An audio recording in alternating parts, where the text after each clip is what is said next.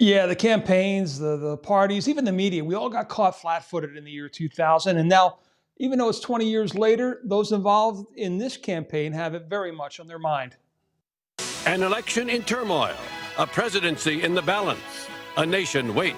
The 2020 election has a lot of people reflecting on what happened 20 years ago, but pointing out the one big difference. What you saw in 2000, where a lot of folks were caught off guard, people didn't necessarily internalize and understand what the actual process would be. That's the prelude to where we are now. There's been a lot of learning since the election of 2000. With one key lesson being it is best to fight election fights in court prior to, not after any election. And to be clear, both sides are fighting. There are more than 300 cases pending right now in almost every state litigating the conduct of the election, an unprecedented volume of lawsuits.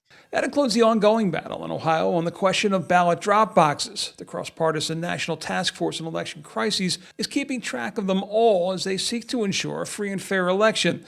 Their concern is that these legal battles are turning off the trust of voters in the process. My biggest concern is because both sides do this. It is undermining confidence in elections across the board. And that's a challenge because we've got to have people trust the outcome. There are legal challenges in around 24 states related to how absentee ballots are counted, which is something that could delay the results. One thing that could cause these challenges and others to go away, though, is a big win by either candidate. If you get blown out and you file a lawsuit, it just goes away. Lots of attorneys are doing this for free. They're not willing to give their time when it's not going to matter. If it is not a blowout, then watch out, because there is a bucket load of potential litigation out there surrounding a topic that's never really been legally challenged, and that is the Electoral College and how those electoral votes are awarded by the states.